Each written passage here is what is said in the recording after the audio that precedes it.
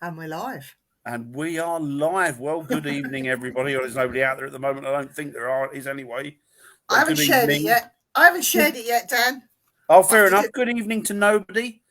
I hope nobody's doing well this evening. I hope everybody's doing well, but as in nobody's here this evening. I know what I mean. I'm going to stick with it. So this I'm evening, glad. I'm glad you know because I don't. I'm just winging it. You know what? I'm the blind leading the blind, Viv.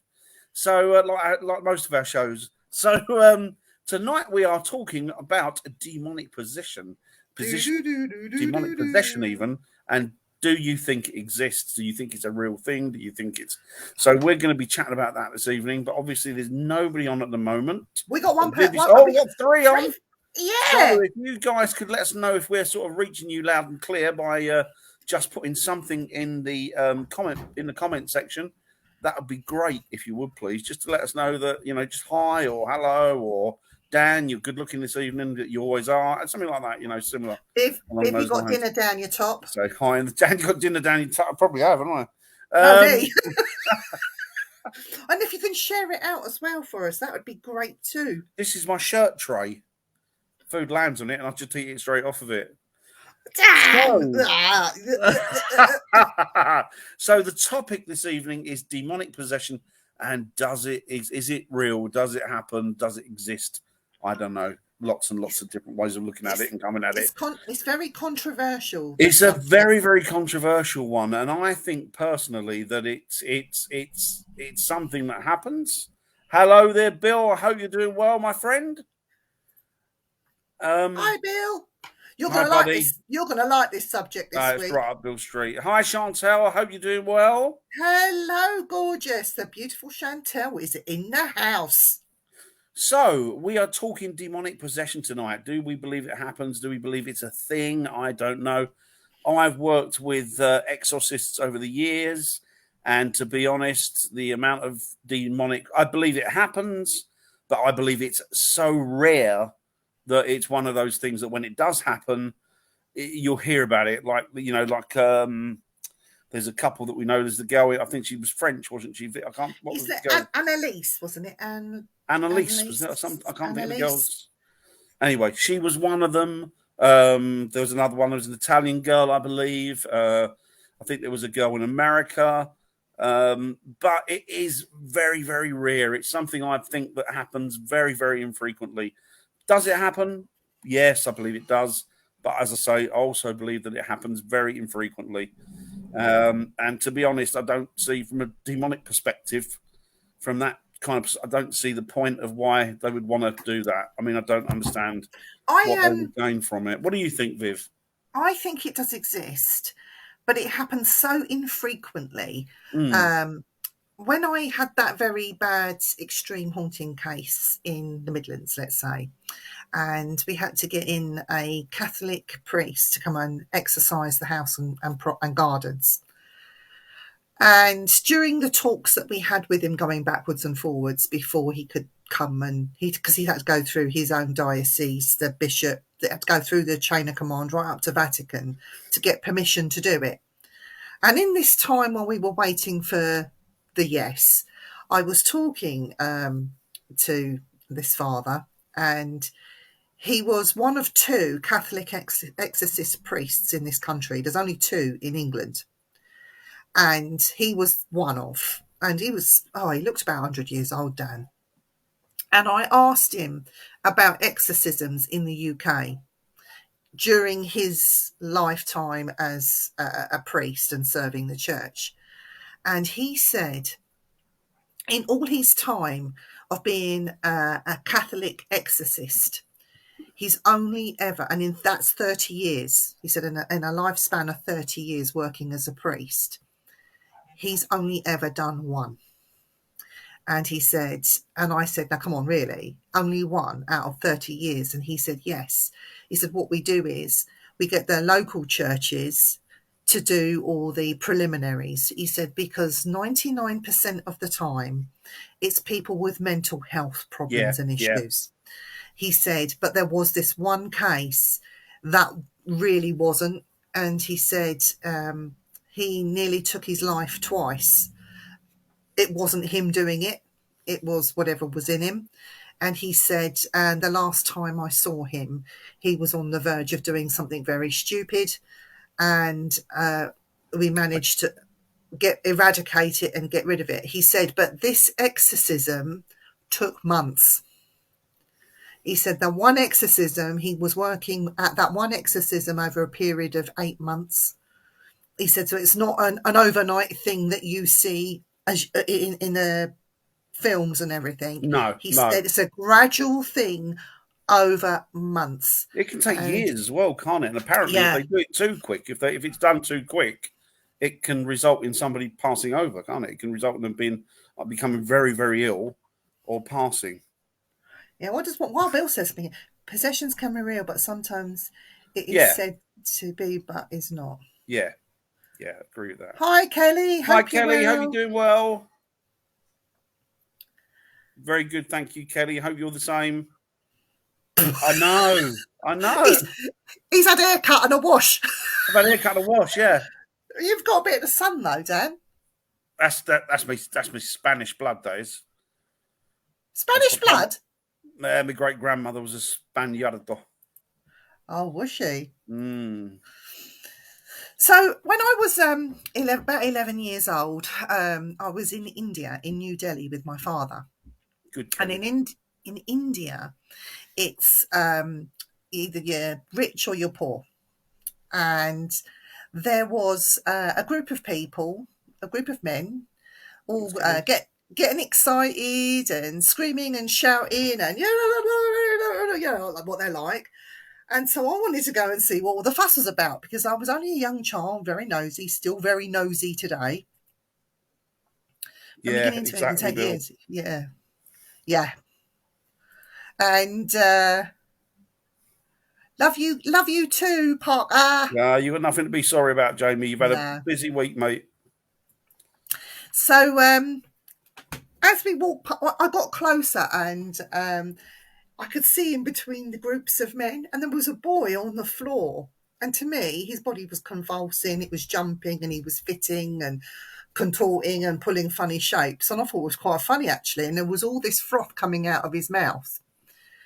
Now, today, I'm thinking, that looked like an epileptic fit. But my dad, with me at the time, he went absolutely ape shit. What are you doing? Get away from that boy. He's possessed. He said he's got the devil inside him. This is my dad. And he grabbed me out of the way. And the men sort of stood back a little bit, because who's this coming in now and screaming and shouting, And my dad had pulled me back, and he's like smacking me ass, like, come on, walk faster, walk in front of me so I can see what you're doing. And as we walked round these group of people with the boy, I mean, he must have been about 15 or 16, that was convulsing and fitting. And he sat bolt upright. He opened his eyes, just pure whites of his eyes, with all this froth round him. And as I walked past, he did this and watched me walk past, no pupils. And then as soon as we got far enough away, he just fell back down and was into his fitting again, which I find was quite strange. And my dad swears that this guy was possessed. Was he? I don't know. Who knows? I mean, I think a lot of it is mental health, and I think a lot of it is, as you say, epilepsy. And of course, there are probably still people in this country that believe that epilepsy is a form of possession. I mean, the ones, when I worked with a guy called Mike, and he used to actually deal with it was exorcism, but it wasn't exorcisms of demons. It was exorcisms of, or it was basically clearing energies out of people. So these were the energies that were attacking these people. They were human at one point, still are to all intent and purposes, but they were just particularly nasty elements. But if you're an exorcist, surely that's got to be attributed to a church, like you're ordained by that church. He was. And if you're not ordained by a church to do it, is it then just called a cleansing, like what Bill's just said? Yeah, no, he did. No, it wasn't cleansing. He used to actually. Well, I'll give you an example. There was one girl that had got, as you know yourself, Viv, and you know yourself, Bill, that spirits can just see somebody walking down the road, take an instant liking to them, follow them, and that's it. You don't have to be a paranormal investigator or anything to get attachments. They're just there. They can see you, like the look of you, and all of a sudden then want to follow you. And then they start interfering in your life and start interfering with your mind and what have you. And what he used to do is he used to exorcise those energies or spirits out of it. He did do cleansings as well, but he was attributed to a church as well. So he was like the real deal. But as he used, he would not. No, a spirit isn't a demon. No. Although a spirit isn't a demon, but could some demons be spirits? Good question. Because I believe that people like Hindley and people like Brady, like these child murderers and what have you. I think that there's Hitler. I think there's an element to them which is demonic, which is dark, sinister, and evil. We'll have to agree or disagree on that, Bill. I think that there's. Thank you, Jeremy. Hi, Jeremy. Hope it goes well at the doctor's. Yeah, best of luck, Jeremy. I think that some people, when I hear the word demon, my mind automatically, it doesn't go to this sort of Judeo-Christian belief system. With me, it goes to negative human energies. Well, evil. Okay, so let me tell you guys here and now. I would say a big announcement. Interpretation of evil. Yeah, I mean, don't hold this against me now. I am a Satanist, and I have been now for 2 years. And I don't worship the devil. I don't sacrifice babies. I don't do ritual to get demons in or stuff like that. But what I do is I believe, and my sign is Pisces. Pisces is Lucifer, which is water. Not Lucifer, Leviathan. Sorry, getting excited now.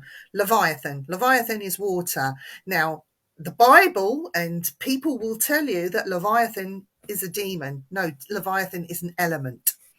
And if we go back far enough in history, let's go back pagans, let's go back early Saxons in England anyway. Let's go back as far as we can. We've always worshipped the elements, whether it be fire, water, whatever. And they've had different names for it. Throughout history has been lots and lots of different names. Do we now think that the church have adopted these names and call them demons to put the fear of God into people? So you be a good little Christian or a good little whatever. I'm not going to single the Christians out. Whatever. You be good now and you do as the church tells you, and your soul will reach heaven. What is heaven? What is it? What is hell? You're right. I think that, a lot of people, they misinterpret what a demon or what they believe. Automatically, people go to the Judeo-Christian belief system. But the word demon is this is an ancient word, and it derives from one of the ancient cultures. I think it's Greek. And demon means daemon. When daemon, the real spelling of demon is daemon. Yeah, and that means deity. Yeah. And a deity is a godlike energy. And the thing is that those godlike energies, things like Cernunnos, you're talking about nature spirits, you're talking about things like Pan, those automatically became a representation for the Christian church as the devil. Now those ancient gods automatically were, through Christianity, were then perpetrated or proposed to be a demonic energy, or what we now think of as demon. But it doesn't mean what people think it means. It's not just Christianity, though. I mean, like, there are other religions that have used the word devil or demons. But it's all Judeo-Christian, isn't it? Like the Muslim faith, the Christian faith, the Judaism. That's right. It's all the same. It's the different wings of the same belief system, isn't it? Yeah. So, do we believe that the demon thing? The demon thing is like ghost hunter, and this is a really big pet peeve of mine. Ghost hunters, if they don't understand something, if they don't like it, you know, they say, oh, I don't like that, it's demonic. Oh, I don't like that, it's negative. They don't like it because they don't understand it. That's why they don't like it. Exactly. I was always taught, and I was taught by pagans, and I was taught that from a very early point, that what you have to remember is that earth energies, elementals, if you like, nature spirits, they're not good or bad. They're indifferent to us. You're right. Just 1 second. Hello? Andy?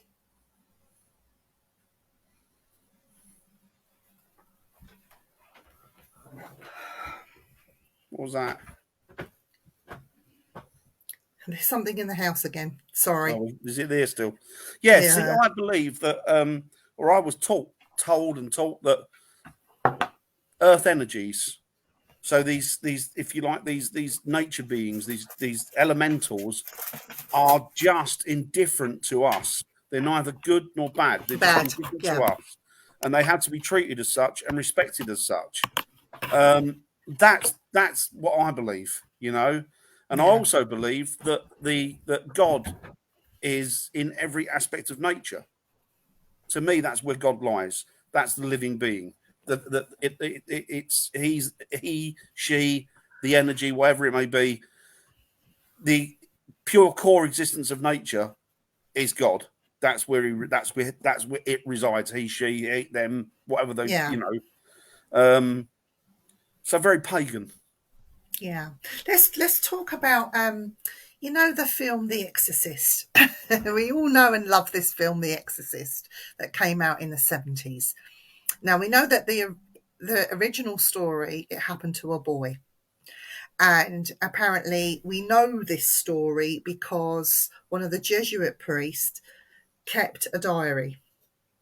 And the story goes that he lost his marbles, ended up in some psychiatric unit somewhere where the diary was unearthed and the story then got out there. And this is how we've got the story of The Exorcist. So this family went through ordeals. Okay, so apparently there were levitations, there was blood, there was pea soup. I'm going to call it pea soup, shit, whatever. It was all going on in this house. This boy was suffering, and the longer it went on, the more he suffered, until the priests come along and did this fantastic, apparently it was two of them, wasn't it? One of them died, got killed in the process, and this fantastic exorcism took place. The boy was okay at the end of it, but apparently the demon, whatever it was, had jumped into the priest, hence why he ended up in this mental institution. Okay, so that's the story of The Exorcist in a nutshell, basically. But what gets me is he ended up in a mental institution. So if a priest becomes possessed now, let's say these devils really do exist, and priests become possessed, that no one can help him, that he ends up in a mental institution. I find this very hard to believe. I always put my faith in the church. I always believed that the church was a safe place to go. The church would listen. The church would help. Obviously not in this case, then, surely, if he's... It's very odd, isn't it? It's very weird. It's yes, you would think that if he had the ability to exorcise somebody and remove an energy from them, then why would he then end up in a mental hospital? Why wouldn't he end up being treated by other priests? Oh, you gotta love him. Yeah, definitely, Chantel. But as for demon, I mean, I don't know. Or are you the creator of your own destiny? If you believe in one thing in your world, does that automatically become real? Does that become true? and somebody else believes something else, does that then become true for them? You know? Here's a question for you, Bill. Is evil man-made? Think about it.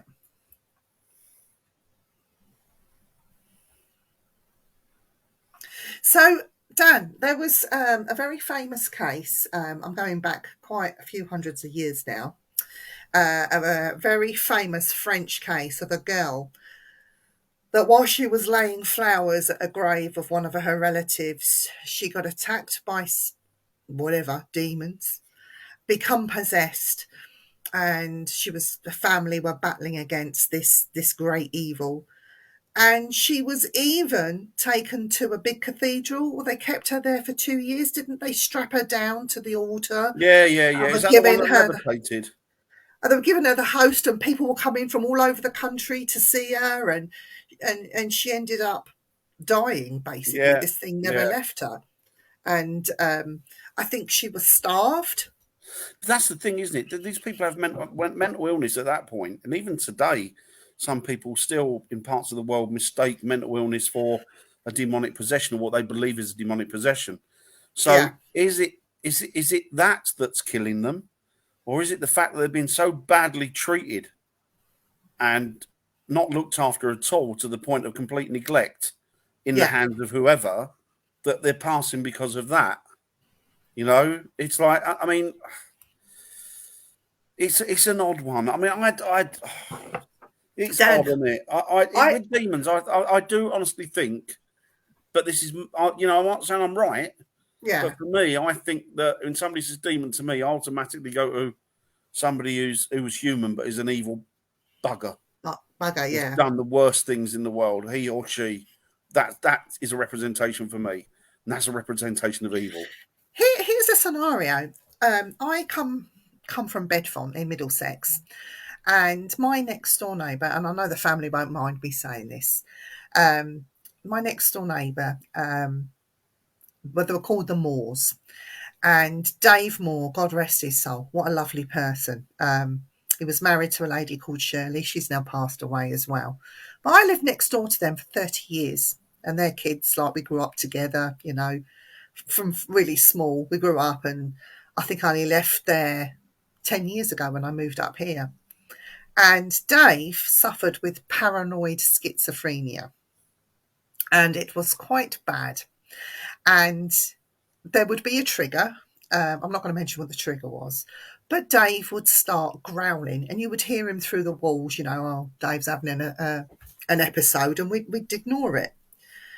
But people that didn't know Dave, when they saw Dave when he wasn't having an episode, lovely, lovely man, couldn't do enough for you, really nice. When he was having an episode, his facial features changed, and he would growl at you. And if he didn't like you, he would want to kill you. And because one day I had an argument with Andy, it really pissed me off, and I was so angry. I went outside the front, you know, because I didn't smoke in the house, went outside the front to have a cigarette. And Dave was in the front garden, and he see me crying, and he called me over. What's the matter with you? I said, oh, it's all right. I just had a row with Andy. He's just being a bastard right now, as you do. And he was, get me an axe. Oh, effing kill him.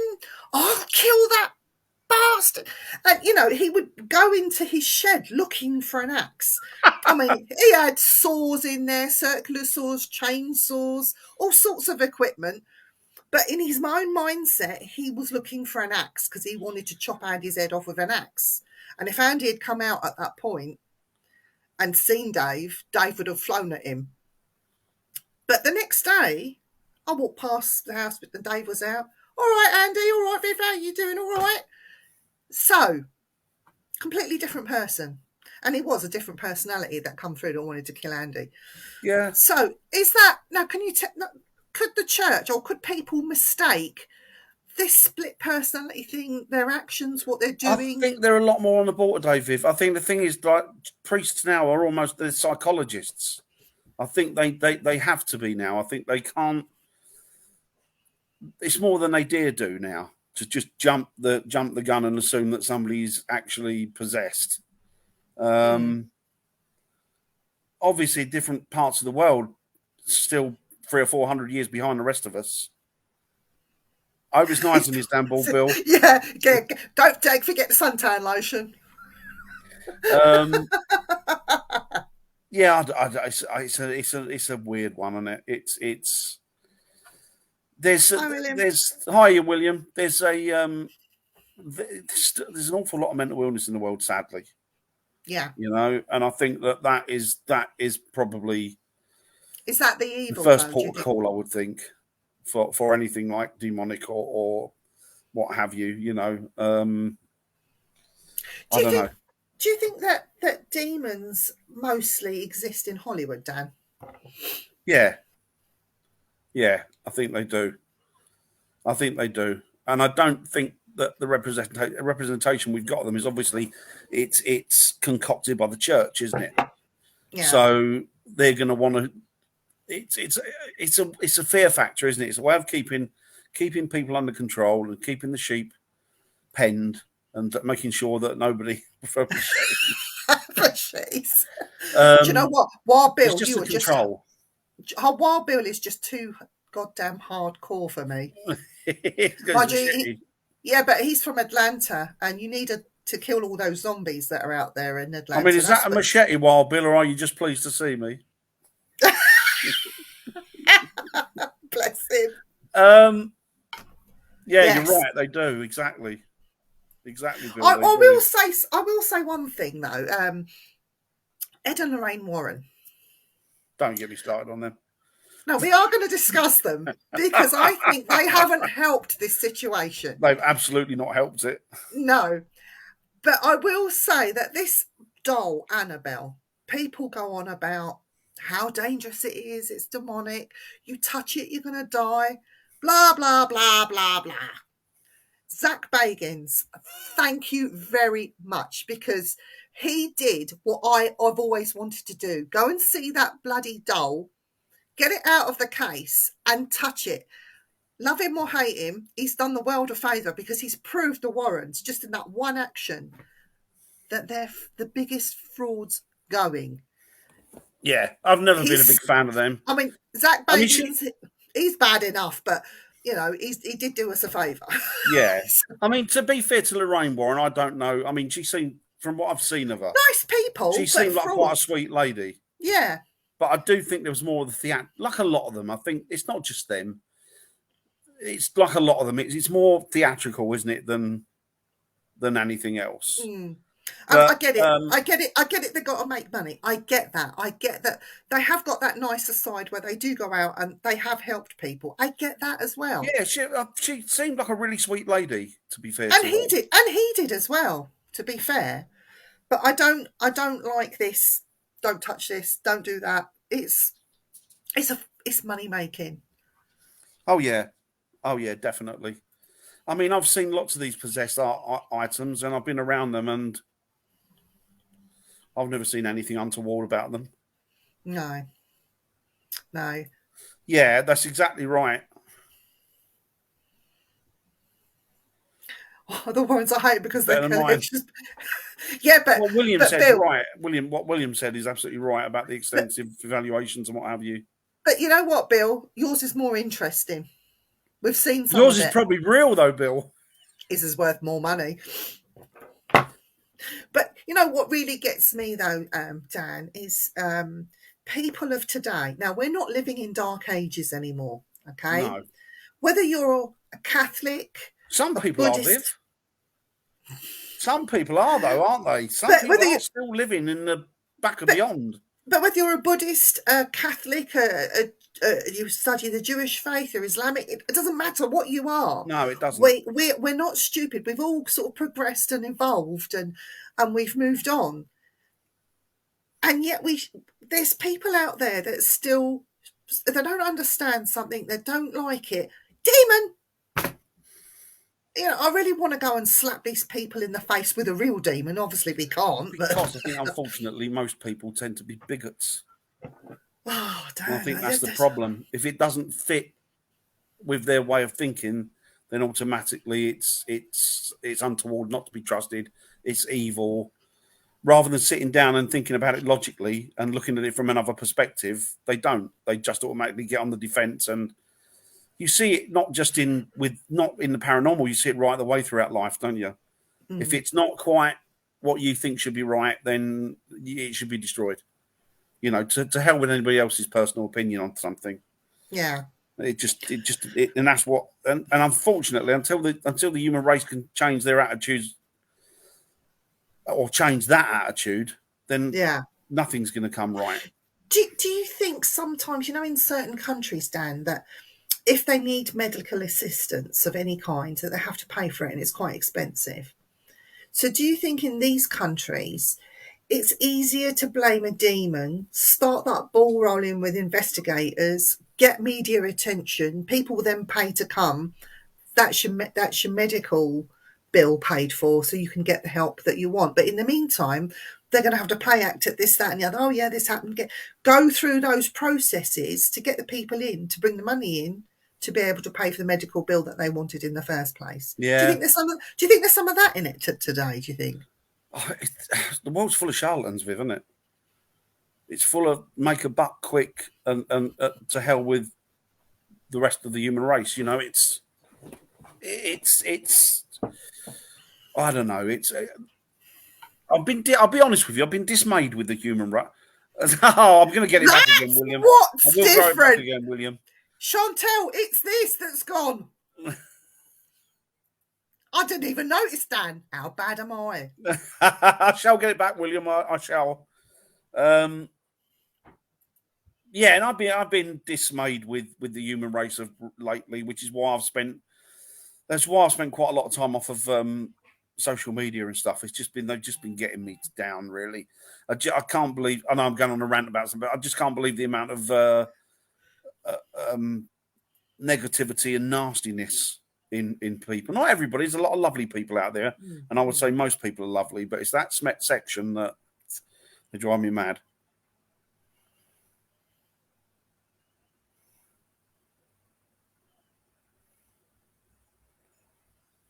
Ooh.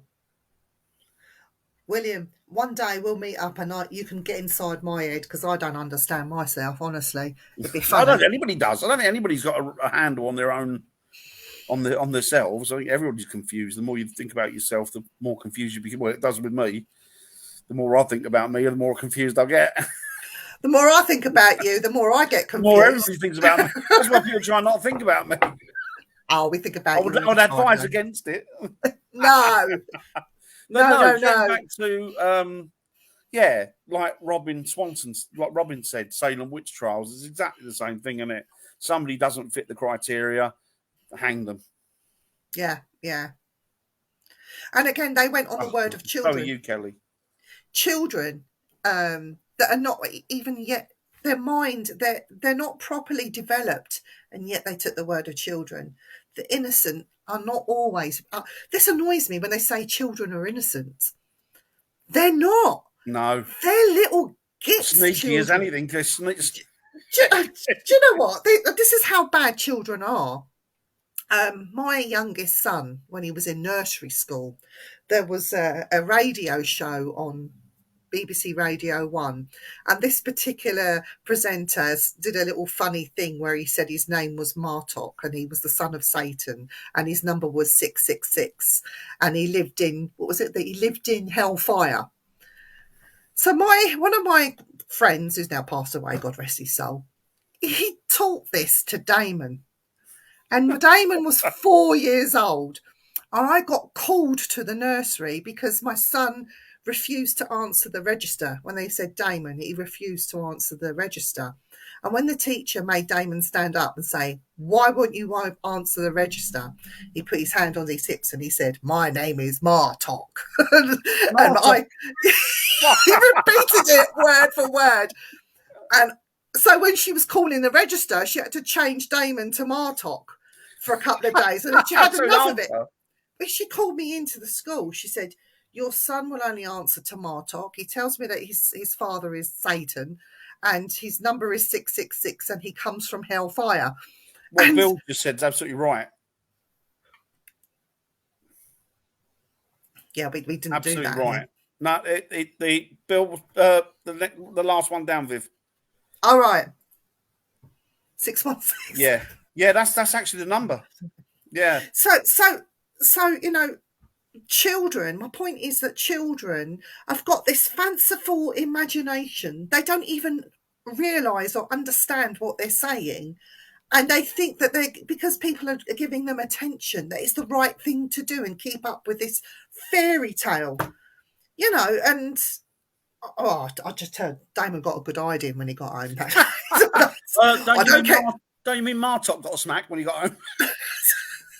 I said to him, I don't care what you do, just don't get caught. If you get caught and I have to come up to school, you're getting a good idea. And then when I saw his uncle Darren, he got a good idea. Like, fancy teaching him Martok. Oh, God, though, Yeah, absolutely, William. And that a lot of that happened over here as well. Yeah, it was a case of it. See, it started here. Well, I mean, it's been going on for a long while, but it really sort of took steam here, just at the end of coming towards the end of the English Civil Wars. There was 2 of them, and that was the thing.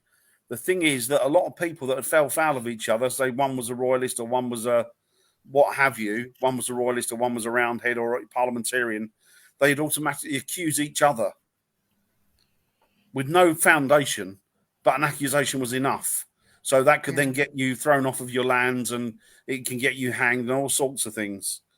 Same as Salem. Yeah, same as Salem. Same principle. I think over here we were quite nasty to one another because some of the torture to get people to either admit heresy or to admit witchcraft was quite extreme, with not just ducking, but pressing.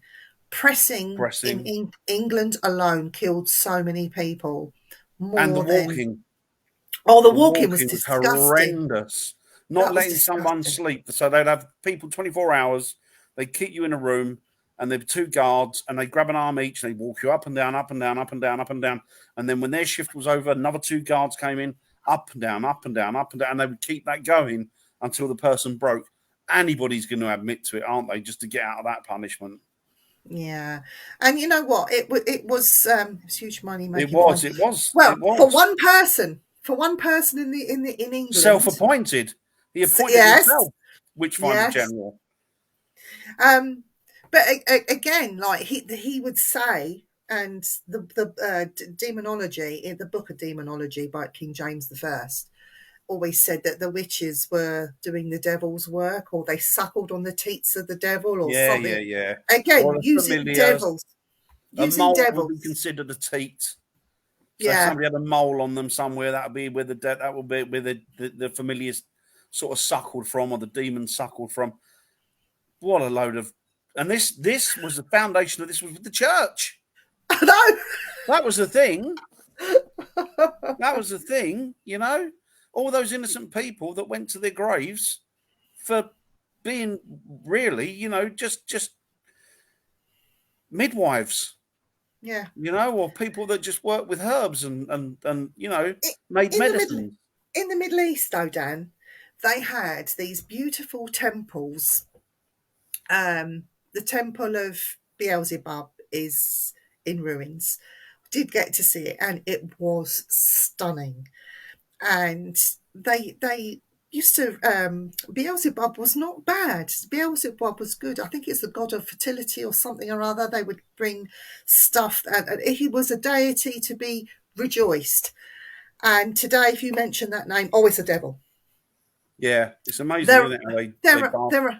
There are other temples out there, right out there in the Middle East that have names. Yeah, and I think it's Hollywood and today's era that have hijacked all these names and turned them into something really bad when they weren't. The giants, the Nephilim and all that sort of thing. Yeah. They were also gods that were rejoiced. Now today, if you talked about that, they're evil. They're devils. What do we used to call them? We cunning folk, weren't they? Cunning folk over here. Nothing cunning about them. It was just a case of that they were, and it was exactly, Robin. It was exactly that. It was the hammer of the witches, wasn't it? It was just a way of hammering down innocent people. She prayed for Lilith. Yeah, she's a pagan goddess. Yeah, definitely. I don't actually pray to. Well, I do pray, but I ask for a little bit of help from the master energy. But I don't pray to anyone. I pray for people, but fellow man needs to start taking responsibility for their own actions. You kill someone, you knew it was wrong, but you did it anyway. You did it anyway. Don't blame a demon or anything else. That was down to you. You know right from wrong. If you're suffer with mental health and you're really clearly not the full ticket, and that happens, well, you need help. Yeah, people need help. There's absolutely nothing wrong with mental health at all. No, nothing wrong. It affects everybody at some point. Some people just get affected worse with it, and people should not be stigmatized because of that. No, exactly. Satan ever did was convincing man that he didn't exist. Well, good and bad exists in all of us. We all have the devil in us and we all have good in us. It's the balance of yin and yang. People say you need the dark and you need the light for it to be right. But that's what we all exist in here, but we need to take responsibility of it and not blame a devil when you get caught out. Yeah, it is. You do something wrong, it's you doing it wrong. Yeah. The universal creator. Yeah. That sort of thing. Yeah. So the universe, Mother Nature for me, which is the universe. I do open prayer to all the gods. I like that. That's like the bloke. That's like. Do you remember the bloke in The Mummy? Oh, with he had all the chains. Do you know what, Bill? The mummy sees it, goes, he went. That's the mark of the slave, wasn't it, or something? Can we get Wild Bill on a Simply Spooky show doing open prayer to all of the gods one night? Yeah, we'll definitely get that. I hope you would consider coming on and doing that, because I think that would be great for everyone. I've got a friend who's she's a proper witch, head of a coven. I haven't spoken to her for a while, and she always said to me, and she was absolutely right. She said, "Look, Dan," she said, "it doesn't matter who you pray to or what you believe in. We're all using different routes to get to the same objective." Yeah. And I thought, know what? Absolutely right. Yeah. And right. she opened the shop, and when she opened the shop, the first one on the doorstep, trying to get it closed down, was the vicar. What? Trying to get it closed down because she opened a witchcraft shop. And he didn't want that in his little town. So he lost out, and she's been there now for 20 years. Good for her. Good She's lovely. She's the loveliest woman. Lovely, lovely woman. I like to think so, Bill. Oh, sorry, William. What's Bill saying? Bill says, when I investigate, I wear many chains and amulets like he did on The Mummy. Have you got a slave one? I know that sounds really bad, but the slave one or something you got to have. The language of the slaves or something you said, wasn't it? I can't remember what you said now. Great film, that. You have to be careful in this day and age, though, because you say the wrong word to the wrong person and they all get upset, and then they want to call you a racist or a sexist or a ageist or whatever. It's getting ridiculous, but they all start spouting, "Hey, you got the devil in you." Do you know what? People can call me whatever they want and say what they want. I'm so thick-skinned it doesn't bother me. Do you know what people call me stuff? I say, "Oh, thank you very much." Yeah. Because they're talking about you. Exactly, Robin. Screw that vicar. Absolutely. My sentiments exactly. Do you think I've come across some very nice vicars and priests in the Catholic Church. Now, the Catholic Church is supposed to be quite strict. Well, this particular church was quite strict when I lived in Shepherd's Bush. But this priest, he was an older Irish gentleman that used to come in, Father Michael. And he'd see the family downstairs, strict Irish Catholic family, the vicar would come round for tea, and he'd say, I'm just going upstairs to see the young girl. And he'd knock on the flat upstairs, and that would be me. And he'd come in, he says, and I said, come in, Father, will you have a cup of tea? I sound like that woman from Father Ted. Yeah, Mrs. Doyle. Come and have a cup of tea. He'd have a cup of tea and sit down in the front room with me, and we'd have this cup of tea together, and he'd go, right, if you've got 5 minutes to spare, will you give me a reading, young girl, like this? And he'd ask me to give him spiritual readings, and it was just amazing that I'd be giving readings to this vicar who wouldn't even talk about mediums or going to get messages from wherever, and yet this vicar used to come around to me and get readings. I just thought my man was great. He said, I might see you in church one day. I said, you never know. He said, you should think about converting. I said, I don't think that's for me. And he said, well, you're welcome in my church anytime. And he was a lovely, lovely vicar. It's a shame that everybody from all different religions and belief systems can't be exactly like that, isn't it? Who cares what somebody else believes in? It doesn't bother me. I've got my beliefs, and that's car racing. Vicar, indeed. So William says, I find my own experience in exploring ancient spiritual sites with millennia spiritual. Absolutely, William, and I feel the same. Absolutely. And it's tangible when you go to that. When you go to those spiritual places, it's tangible, isn't it? Yeah. And we're lucky to have lots of those spiritual places globally, aren't we? So, Dan, this Annalise, that there are pictures and films of her doing the rounds on the internet, and she has all her teeth smashed, and she does, bless her. The scratching and the marking, and her face is awful. And she died. She literally starved, Dan. You saw her before. I know. I saw the before. Yeah. Okay, so let's talk about that, because heartbreaking. I think that this poor girl had mental health issues. Yeah. First and foremost. Oh, yeah. Trying to eat the plaster off the walls and things like that, where she smashed her teeth. Now, somebody with mental health issues would do that.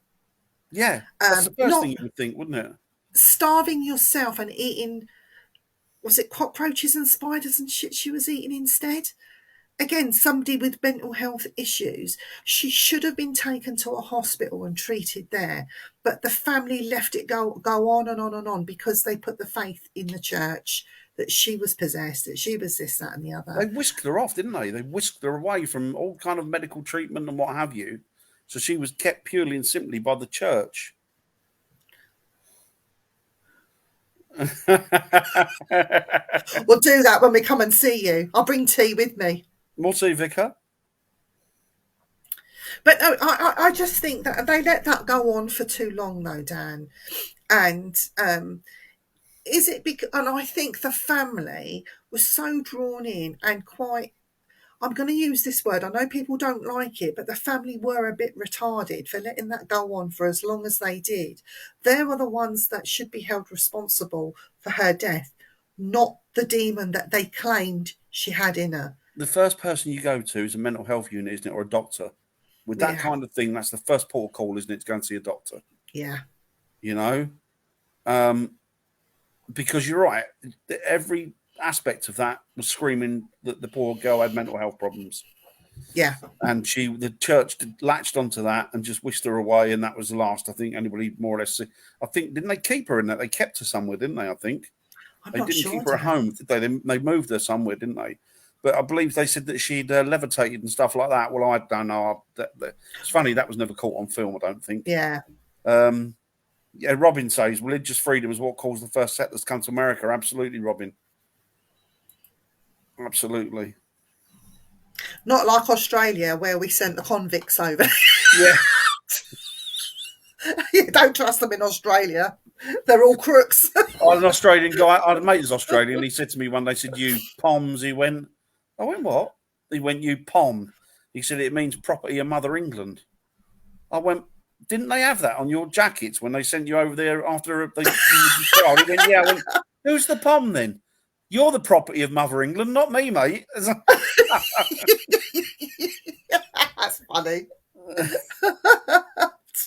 I think you're probably right, William. I think it probably wasn't the mainstream Catholic Church. I think it was one of these ultra loony right element mob. But again, that's all just power, political power within the church. Don't forget, politics came from the churches. It's how it started. Well, for us here anyway.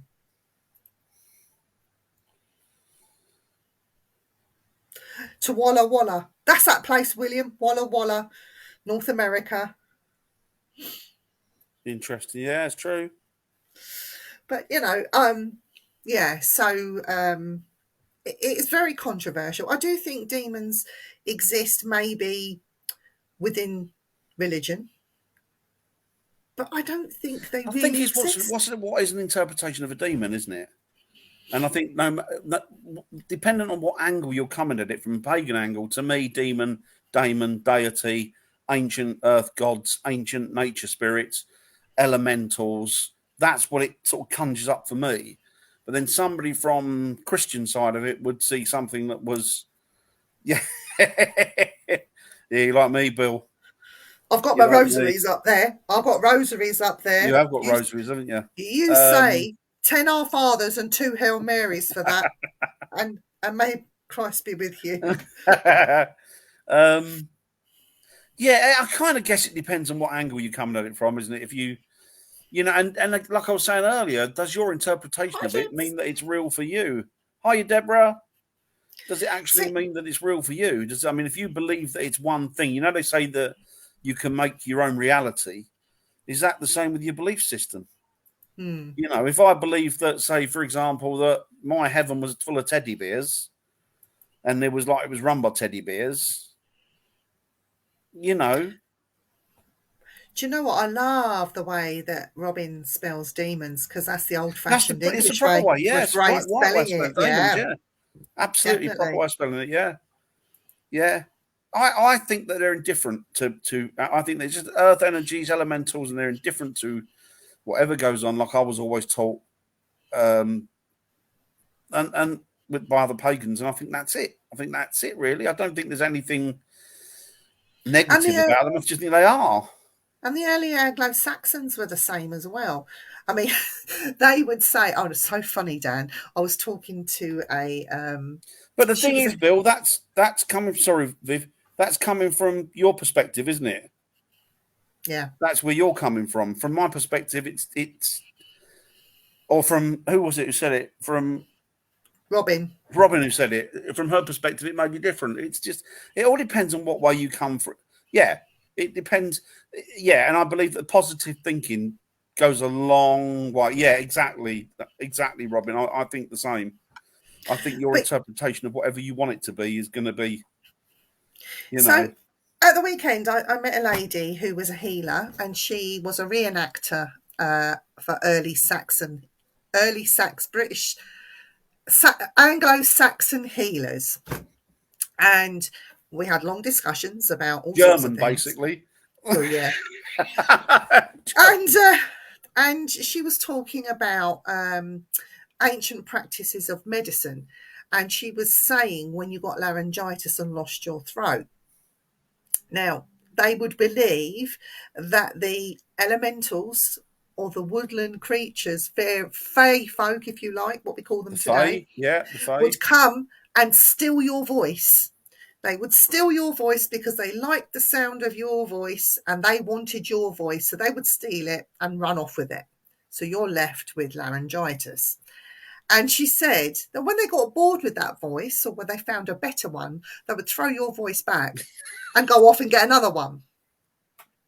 And that's when your voice would come back. But they really firmly believed that these little entities, these mischievous spirits or demons, were there to come and take what they want from us, and we would have to safeguard against this, that, and the other. Now, again, some people today would call that demons or demonic activity. I'm a big believer and advocator in the fae.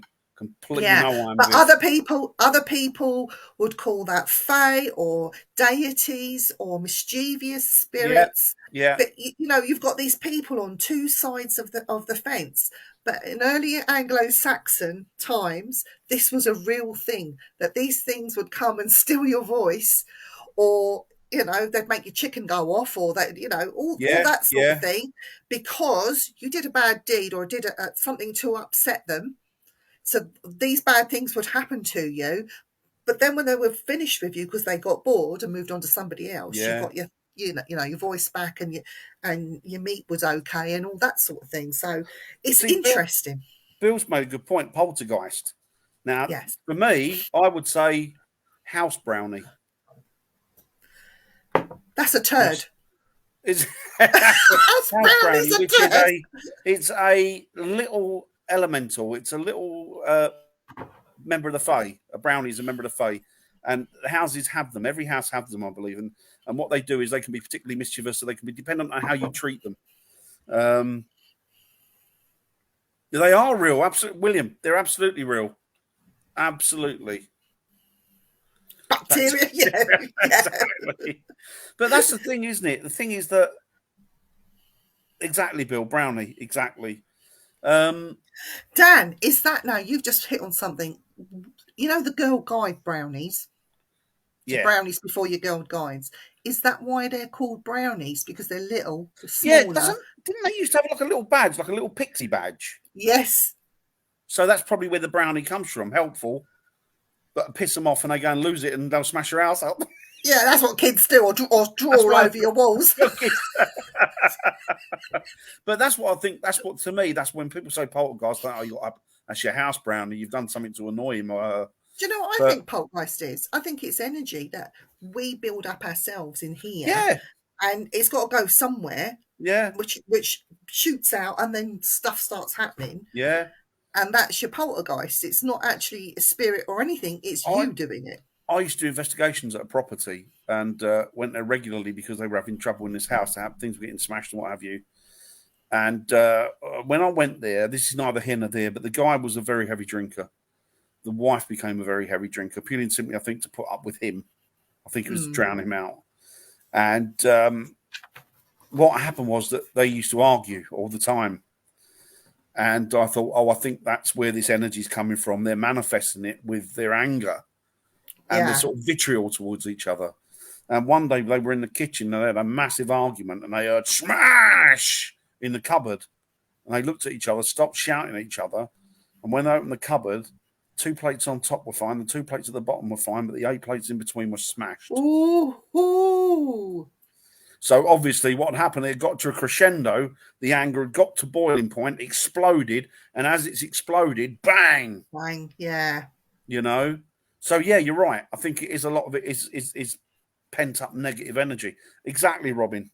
Exactly. It's very, very powerful. Yeah.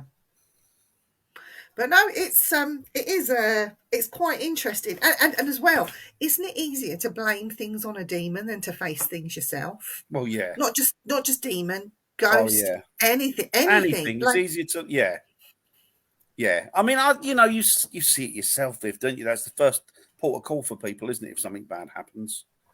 It's I'm sorry for our American friends out there, but it seems to have been, for the last 10 years at least, a big American fad to use the word demon. Don't you agree, Dan? Oh, yeah, definitely. And I agree with you, Robin. Yeah. Yeah. I mean, I wish they'd stop it. If you don't understand it, say you don't understand it. Oh, the 3 scratches, Dan. Oh, these people go out investigating. Oh, this originates in America, by the way. But when you said it hadn't occurred to me until you pointed it out, and I thought, actually, you've got a really good point there. It's I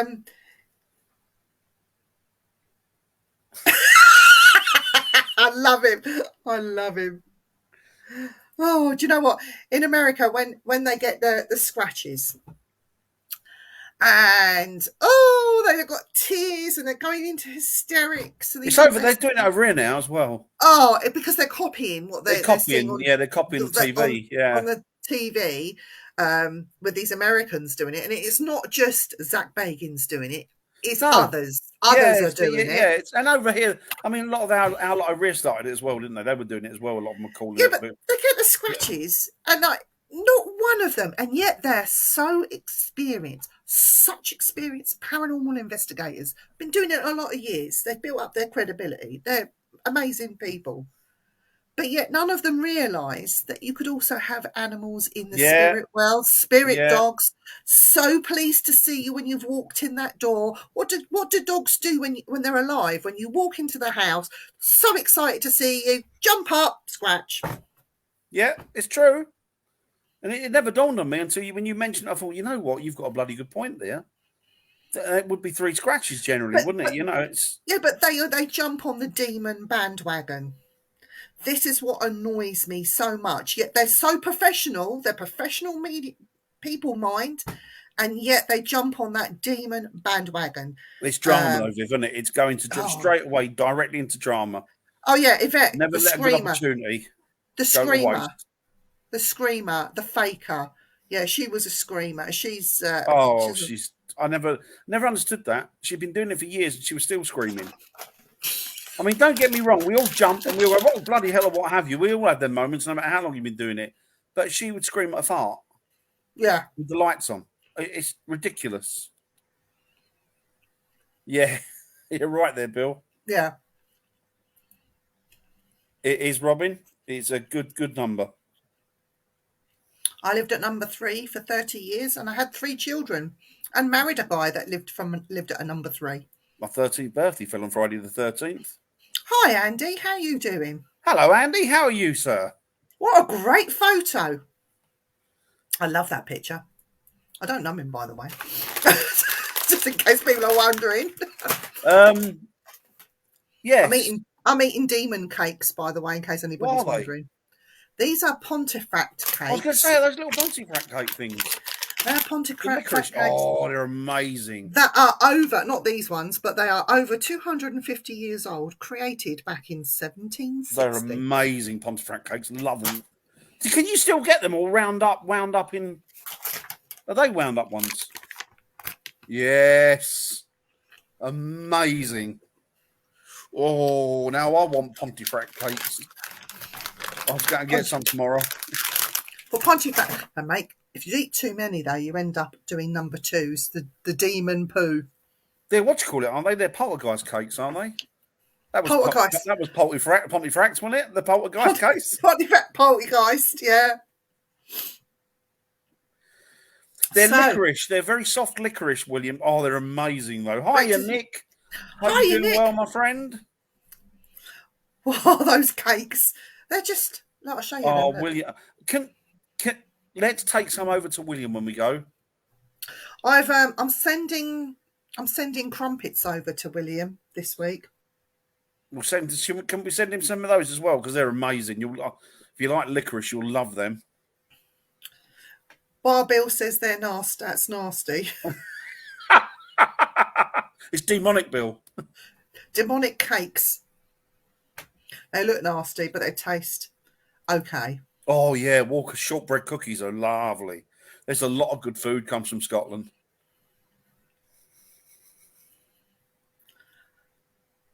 Yeah, me too. Me too, William. You can't beat licorice. It's the food of the devil. But amazing. It's amazing stuff. Love it. Absolutely love it. But yeah, I mean, I don't know. I mean, for me, the jury's out. Even demons won't eat those things, says Wild Bill. Well, that and aniseed.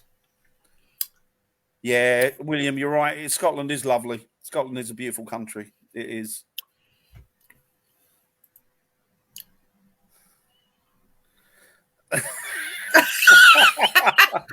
Anybody want any Pontefract cakes? I'll get a bag. Send us your address. We'll get them in the post to you. Yeah, you'll love them. You love them. You love can try, them. They're amazing. Try some demon cakes. We'll get them to you somehow. Yeah, let us know. We'll get some sent over to you. Yeah, Debs, let us know. Promise you, we'll send them over to you. I promise you. Wild Bill is Nick, we're trying to get Wild Bill to come on to Simply Spooky and give us a service for all my nominations, like an evening service. I don't know what he wants to talk about. I want to get him on the platform so that he can run his own show. Demon Nights with Wild Bill. That'd be good. Bill, come on. We've got a slot for you. That sounded odd. I have black licorice. Love licorice. Have you noticed, though? Have you tried the Australian licorice? Oh, it's amazing, the Australian licorice. Nick, have a word with him. Well, if you eat a lot of strawberry laces licorice or red or strawberry licorice, your poo comes out red. Same with beetroot, isn't it? Yeah, but that's frightening. Beetroot as well is the same, isn't it? You eat red and you poo red, don't you? Do you? That's the conversation we got on. And once again, we've brought this show down into the gutter. It just took a little bit longer this week, that's all. Oh, dear. Will do, Robin. Yeah. Will do. Robin will get... Oh, Robin on a Nick, show. We'll send some over for your dad. Hang on. Robin, I'm going to have to find you on Facebook. We'll need to get you on a show as well. Robin. Yes, definitely. That'd be great. We need to send some over for Nick's dad. Nick's dad. Nick, send me your address. Nick's dad loves licorice. And we've got to get some sent over for William. William, Nick, Bill. Mind you, he's got black licorice. Anything that anybody wants. I've still got a flag. Hate. We've been celebrating the Jubilee this weekend. We've still got flags. Got lots of flags over here. We have. Bill, honestly, get a show on here. Come on, get a show on here. That'd be great. Yeah, definitely. The British would love Wild Bill.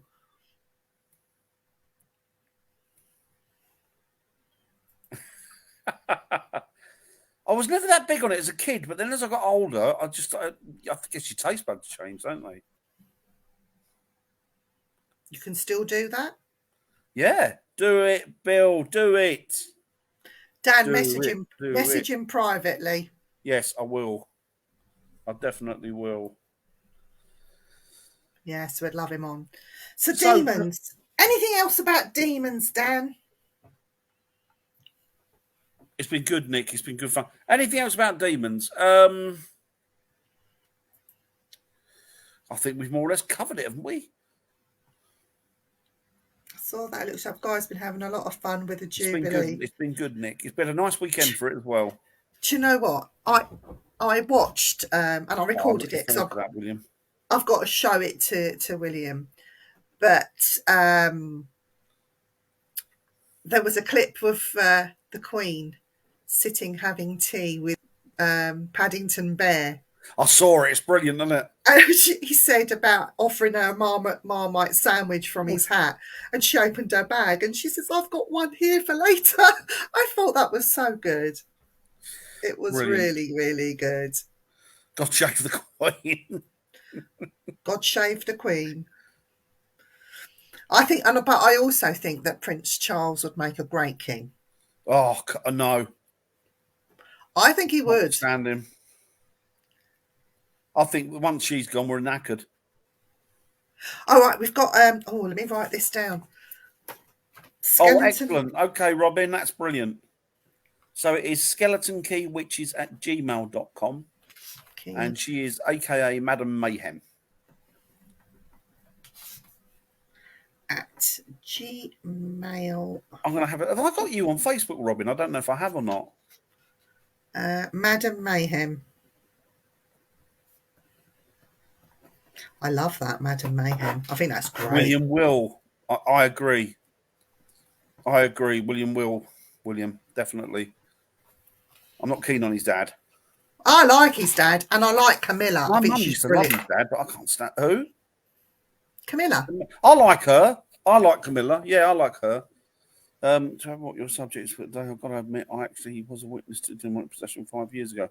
Oh, okay. Do you want to come on and let us know all about it, Nick?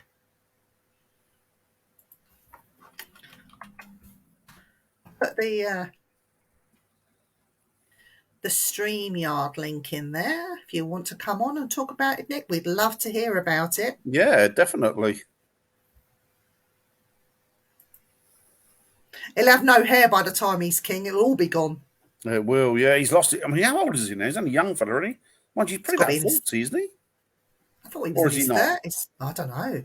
Look me up on Messenger too. Okay, will do. Oh, Nick's coming on in 2 minutes. Yeah, we'll do, Robin.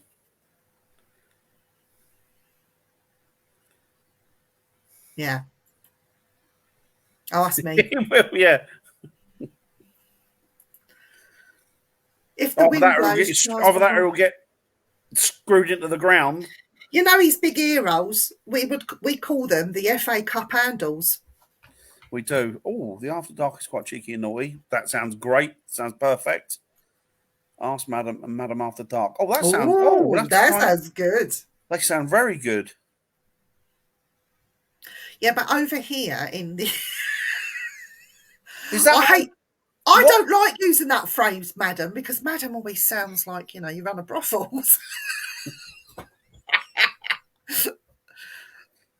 Mind you, I'd rather run the brothel than actually work in it. Yeah, it's good money, isn't it? Apparently. Yeah, apparently run by demons. Run by demons. Robin, is that you? Do you broadcast on Facebook, or are you on a different network, or are you on Skeleton Key Network? I've got to find you, Robin. I've got to find you. It sounds interesting. Mm. Very interesting. We'll have to get Robin on the show. Yeah. I think you mentioned earlier, Viv, didn't you? I've got her email address. So here's Mr. Hey. Here he is, the man himself. How are you? Hey guys. How you doing? You okay? I'm doing great. Excellent. He's looking very Freddy Krueger with the shirt, or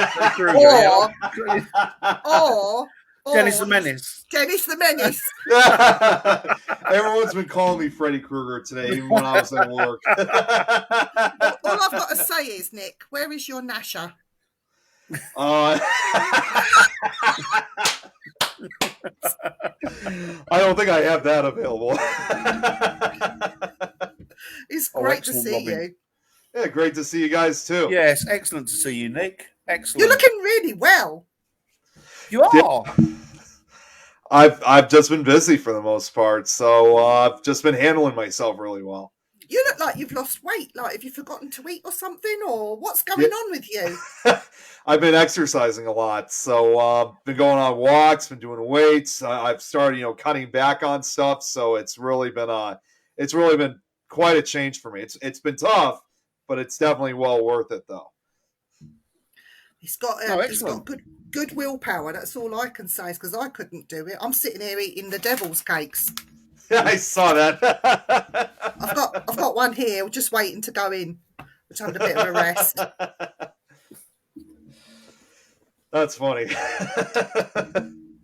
So you know about this possession? Come on, tell us all about it. Oh, we want to hear. So the I'll try. There's a lot more details, but I'll try to cut it down as best as I could. Originally, before we had this demonic possession that occurred, this was originally meant to be just a residential location. It was right around here in the city of Chicago, and we were called in because and you guys know me. I mean, I think a lot of us really much. What's up, Robin?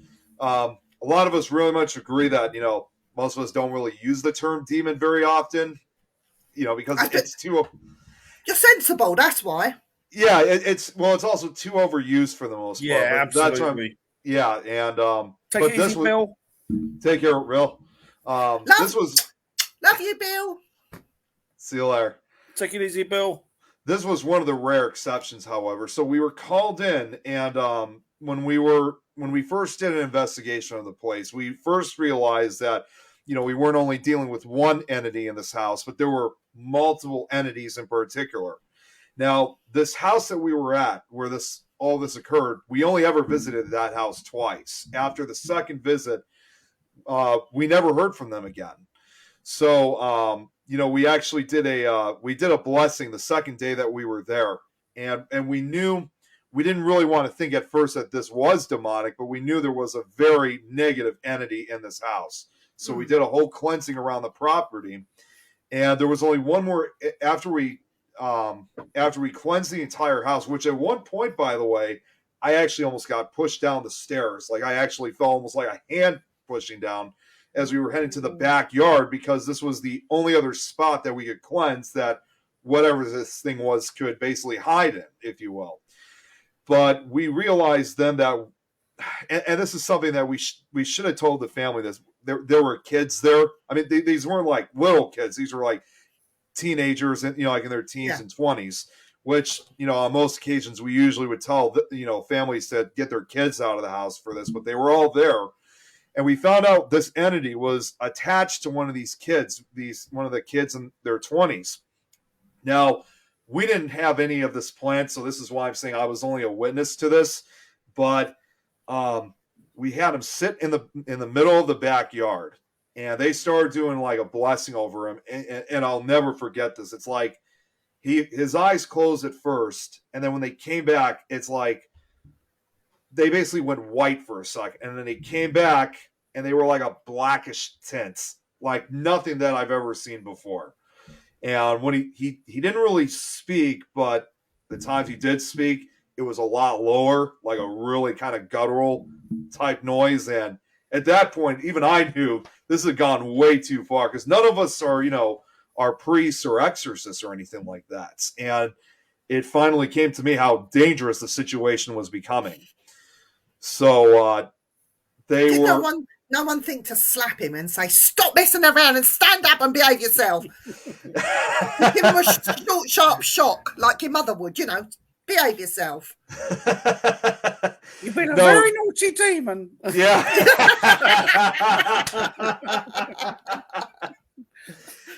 Well, no, we didn't do anything like that, but it was quite a, definitely a terrifying moment. I mean, the entire time this occurred, I mean, as they always say with a lot of these type of encounters, it felt like an eternity, but I think it only lasted for probably about only 5 minutes. But, I was enough, though. Oh, it definitely is. And like I said, that's when I actually started getting scared, because I thought it was, because I've always heard when it comes to possessions or even exorcisms that they can be very painful, or even worse, they can be fatal. So I almost... So what do you think about these mediums, these trance mediums? Because in effect, when they allow spirit to come in to talk through their own voice box, it's a form of possession. Yeah, that is true. And a lot of people don't think that, oh yeah, I'm a trance medium, and this happens, the messages come through and it's all lovely jubbly. But actually that poor person on the stage or on the gallery giving that reading and doing that work is possessed for 10, 15 minutes while they're giving you the messages.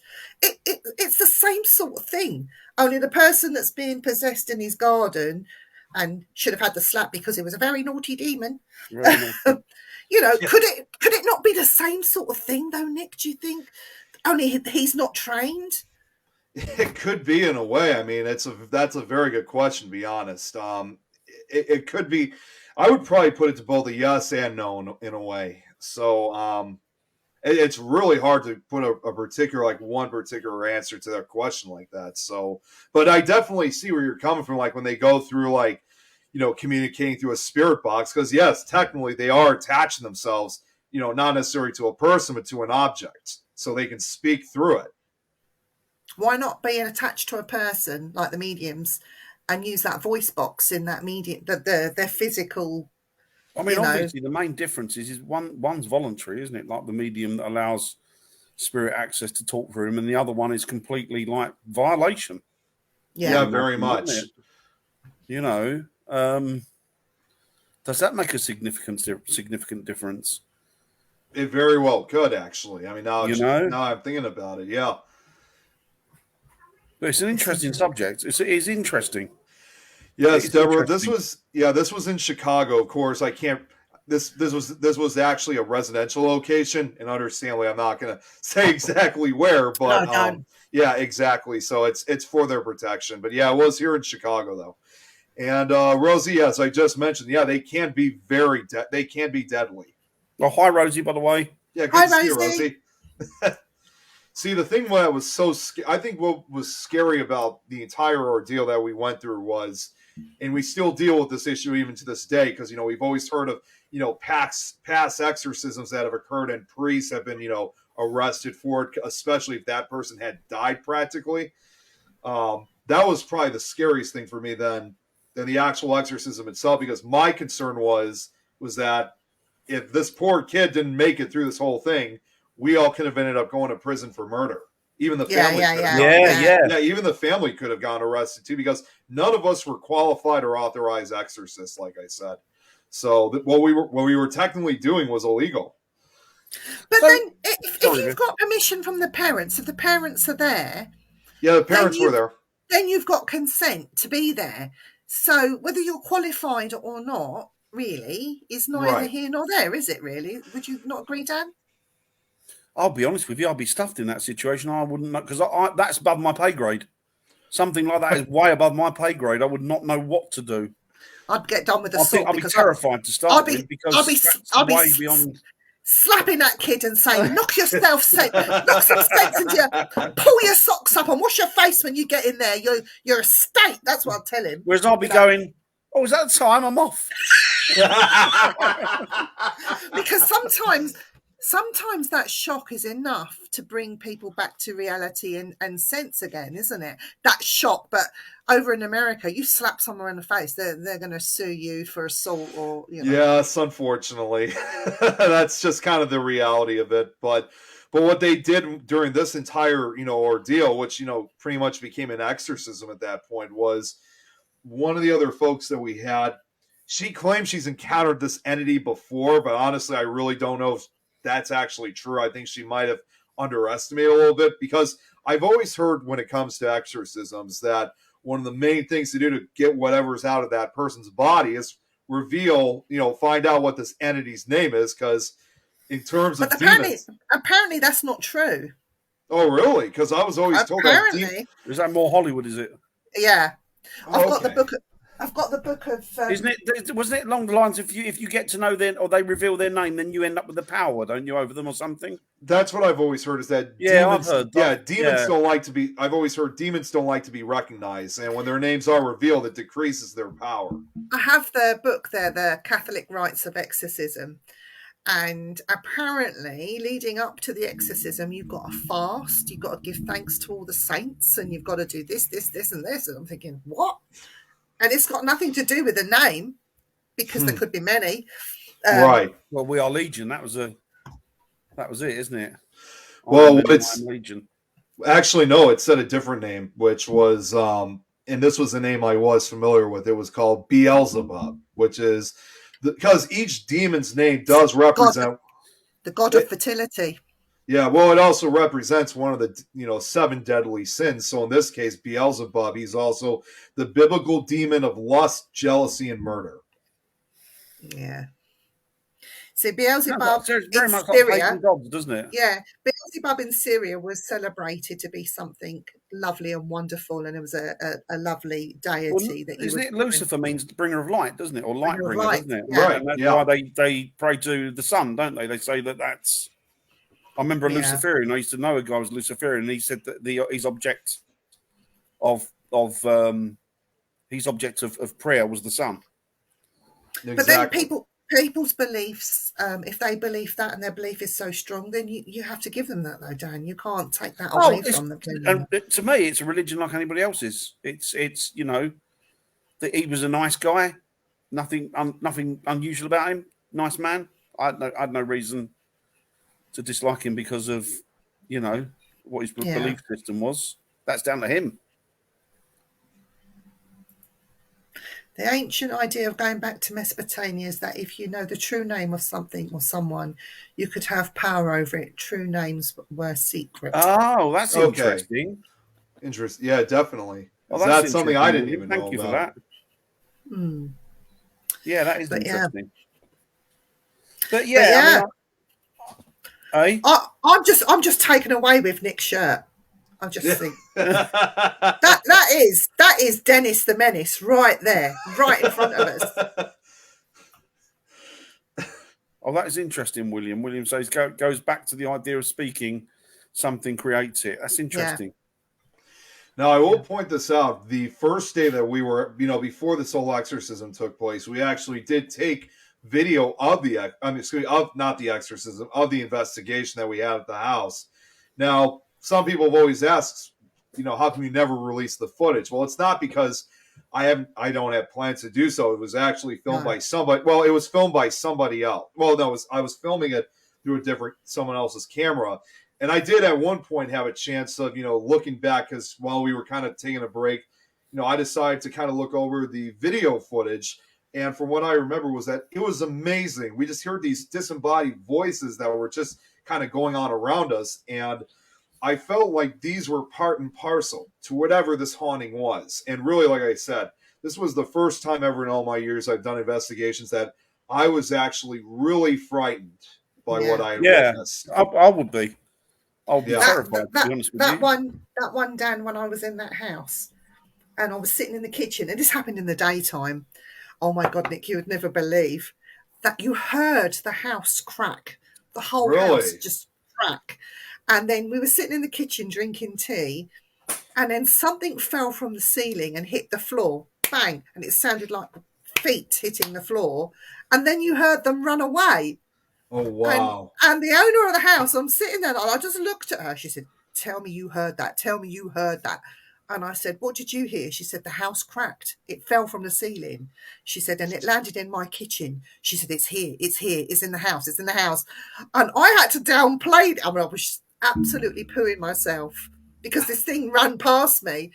I had to pretend I didn't hear anything. I had to pretend. Oh, no, that could be just the house resting. I had to pretend I didn't hear the footsteps just to keep her calm. But inside, I wanted to scream and run out. Oh, I'm sure. We actually did have a few noises like that occurred in this house, in fact. So I still remember one particular time that we were doing a ghost box session with these entities that were in this house. And during the course of the session, we heard this loud kick. Like almost, it sounded like somebody kicked on the side of the wall. Now, the area where it actually occurred, there's nothing on the other side because we were actually in the basements. So there was no other room in that side. It was just walls. So, and everybody was in the basement with us. So we had no idea where that came from. Joseph. What's up, Joseph? But yeah, it was like this loud kick that we heard of. So very much like that too. She used to say that there was she used to call it creature, and it was in the garden. He used to walk around the house, and I said, describe this creature, and she said he has hair, lots of hair, and there's twigs and branches in it and leaves. And now thinking back years later, is she seeing something like a Bigfoot? That very well could be. I mean, just hearing the description of it. But a shorter one, because she didn't say it was very tall. Well, yeah, I mean, it could be, couldn't it? It could be lots of things, I guess, but interesting. His hair was matted and it had sticks and twigs in it, and she said it would come and it would just go. Sounds like a green man, doesn't it? Wouldn't talk. It would just make sounds. Right. Sometimes it would whimper. She would hear it whimper. Sometimes she said it's a bit monkey sounding, like that. It was weird. Yeah, it sounds weird. It does sound like a typical Bigfoot in a way. So, Nick, what happened to was it a chap? Was it a guy or was it a girl that was the focus of the possession? It was a guy. He was, like I said, he was like in his early 20s, I believe. So, the entire time when I later asked him, saying, how did you feel when that whole thing occurred, during those 5 minutes, for the most part, he didn't really feel anything. In fact, for the most part, like a lot of people, a lot of possessed victims usually will say, he really didn't know what happened between that period. So the last thing he remembered was all of us still surrounding him, almost like he felt like he just woke up from a deep sleep. Wow. So he wasn't in pain. Terrifying for him. Oh, I'm sure it must have been, because it was like there was absolutely no doubt in my mind of what possibly could have been going through his head when this whole thing occurred, even though he doesn't remember it. Time missing. Yeah. It's time missing. It's like he pretty much lost basically 5 minutes of time. What happened after? Sorry, Viv, go on, Viv. Yeah, he's going to say the same thing. What happened What happened afterwards? I mean, in the days afterwards, did he have any sort of feelings or? See, that's the hard part about this whole thing is that after this all occurred, we never really heard from them again. You know, they didn't check in with us. I mean, actually, no. Let me take that back. They briefly checked in, but they basically said that they didn't want any more, you know, help from us, which we thought that, I mean, and we knew it had nothing to do with fear of, you know, getting a lot of attention or anything like that. There was just something odd about this whole thing. You know, something just didn't seem right about it. So, ironically enough, I am friends with that same person on Facebook, and I tried reaching out to him a couple times, but I haven't heard anything from him. I think the main point, I think the main reason why we haven't heard from them is, and this is understandable, is that whether there's still activity going on in the house or not, which honestly I definitely believe there is. You know, we may have, because again, it's been a while since I've thought it over. The last thing I remember hearing about from that family was they said that when we did the entire cleansing, it sounded like a good portion of these entities, you know, that weren't really supposed to be in the first place, the benign spirits, if you will, you know, they were able to move on, and any of the other negative entities, they were, you know, sent away, you know, to wherever, you know. So it's like these two groups, you know, they moved on, but unfortunately that one powerful negative entity was left behind, and that was the last we ever heard from them. Yeah, it's crazy, isn't it, Dan? Yeah, I mean, and you know, honestly, as I look back now, between the two visits that we had, when we were talking to the family originally about what we were going to do, this seemed like it really angered whatever was there, because over the next couple days, we were having a lot of misfortune. So now whatever this entity was, this possible demonic entity, was now starting to attack us, because I've always heard, you know, they'll unleash these mental and even physical attacks on the investigators, you know, to create fear, to create tension, to create the belief and idea that it's in control and that you have no right to be there, and it will do to you exactly what it's been doing to the family. So in a diabolical haunting, you know, like what we dealt with, it was the classic example. Anyone who walked into that house that was going to try to stop this thing was in danger, and that's what happened to us. So a couple of primary examples was, one of my investigators got really sick, like bad. One of the other guys of the crew ended up coming to his house, and they performed a blessing on, which whatever the sickness was finally vanished, although he was still somewhat sick for another day or two. And then two of the other investigators who actually were dating at the time, they got into some type of argument or whatever, and all of a sudden they just broke up, and they never spoke to each other again. Like, after several years of them dating, it was like the relationship was over. And then for me, two things actually happened. One was, and normally this is not how I usually am, I got word that a friend of mine was, you know, having some kind of party and didn't invite me. And I got so angry about it that I had threatening thoughts, which I kind of look back thinking, you know, that's not me. It's not you, I don't normally think of, you know, hurting or even killing someone. That I felt different when that all occurred. And then I get that all the time though, but that's called menopause, where you want to kill the husband. She often wants to kill me. Dude, I have so many knives. I collect knives now. They're just there waiting. Oh wow! Mind you, most people I meet want to kill me, so.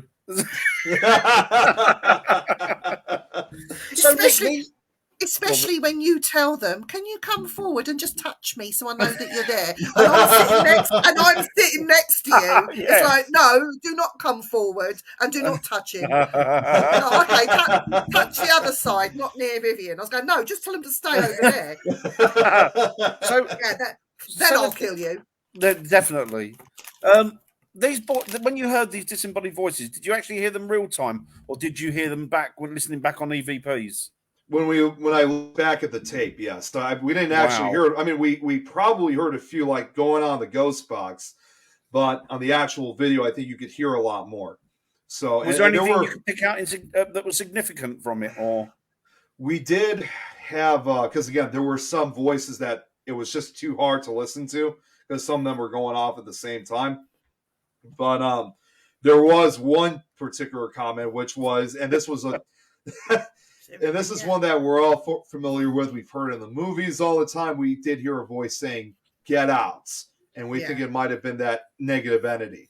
So it's like we had kind of both positive and negative responses. Because again, you know, the weird thing about it is we never fully got a lot of history involving the house. The only stuff we knew about this house was that it was historic. It was originally built back in 1908. And the only other thing we got about the history was the basement, which it's kind of like one of those two type of condo. Like it's like a condo, like two houses in one. Yeah. So the basement of where the kitchen was actually used to be kind of like a former workshop area. So they took that out, like, you know, a place for like hardware and stuff like that. They took that out and they replaced it with a kitchen. But as far as I know, anything else, we never fully got any other explanation about, you know, what might have happened during this house's history. So where this negative entity had come from, I have no idea. But they've been living there since 2006, so for about well over 15 years.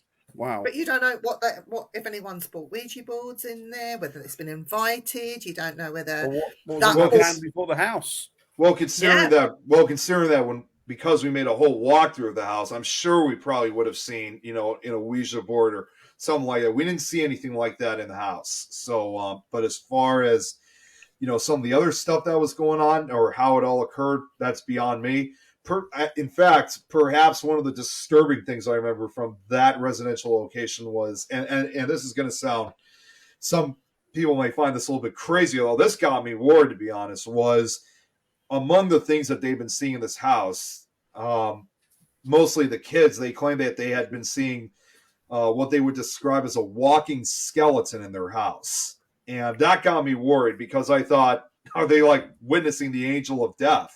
Yeah. Because we're all familiar with the appearance, and people have actually seen it with that kind of appearance. And in fact, they had a photograph of what they believe was part of this entity, which you can't really see too well. But if you look really closely in the center of the photograph, it looked like what appeared to be a femur. It looked like what appeared to be a femur bone, like from a skeleton practically. It was like, and we tried debunking the photo first, like thinking, well, maybe it was sunlight or maybe someone just had a light on or something. But when we checked the spot, maybe the skeleton's buried in this basement. It very well could be that. I kind of thought about that briefly, but the spot, we tried debunking it, but after when we tried, you know, replicating it, we just couldn't. So that was really strange to see. Yeah, it's a shame you couldn't dig up the floor and see what was buried under there. I almost was tempted because, you know, since they had a backyard, I thought, why not dig the backyard area? Because the ironic thing is that, like when most residentials, you know, cases, you know, people who live there, they would often check, you know, with the neighbors to see if there was anything else that's going on, because this was in a historic neighborhood, so it wasn't just this house. Although the other neighbors said that they'd never experienced anything, though then again, they probably have. They just don't want to, you know, want to admit to it. They don't want to admit to it. Yeah. In the extreme case that I had, both neighbors, now these houses are not joined on each other, they're all detached, and there's a bit of land in between them. But both sides were also experiencing, but at the time of us asking, they said no because they were embarrassed. And then I think it was about 2 years into the thing, one of the neighbours came forward and said, actually, yes, I've been hearing this and been seeing that.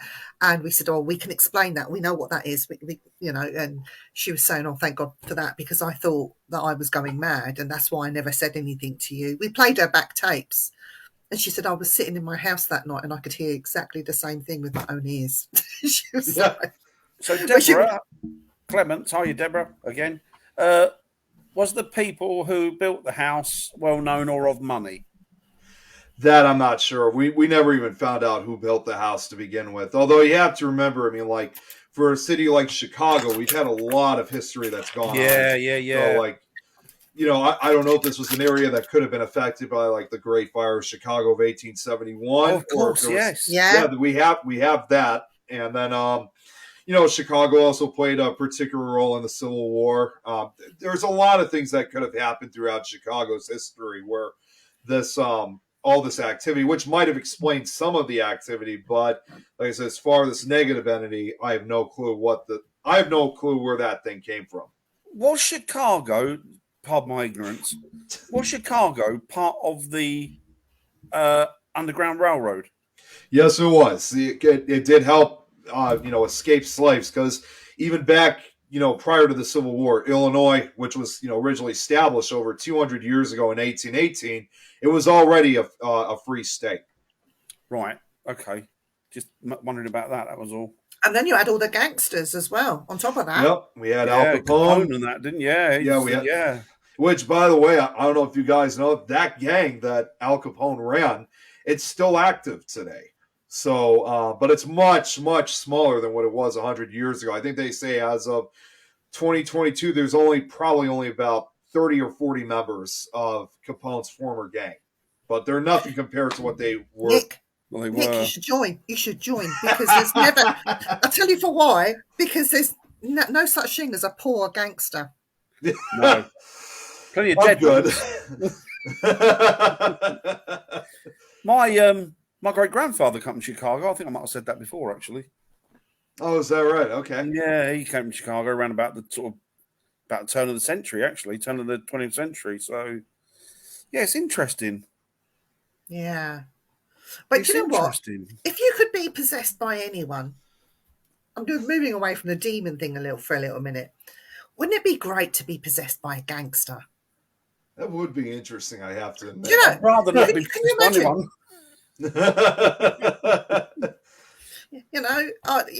You'd go around robbing people of their money. If they don't pay you, just beat them up. And I didn't know that, Deborah. Any beer barons in Milwaukee? I'm not surprised. No. I said, Chicago, Milwaukee played a huge role also in Prohibition, of course. Yeah, of course. And, of course, the Fonz. Yep. Fonz come from Milwaukee, didn't he? Well, yeah. Oh, my God. I got to tell you this because this is actually really funny. But I don't know if you guys have probably seen pictures of me and my friend Tom McNicholas. There was, what's up, Jamie? There was one occasion we went up to Milwaukee because Milwaukee is only like about an hour and a half away from me. Oh, wow, that's close. And we were visiting my friend Matt Grant. He's the guy who does the show Mad TV from Canada. So he was coming down to Milwaukee. I think it was for originally a business trip, and we found out that there was a Fonz statue through that area. So this was not only was it my first time meeting Matt in person, but we were going to do something fun. So sorry, it cracks me up even after all this time. But we go to Milwaukee, and we couldn't find a parking space where the Fonz statue was. So Tom had to turn to like a cul-de-sac or something. He wasn't really meant to park. He wasn't really meant to park there. So, but he's like, well, we're just going to be out we're saying, all right, we'll only be gone for a minute. Let's get our pictures, run back to the car.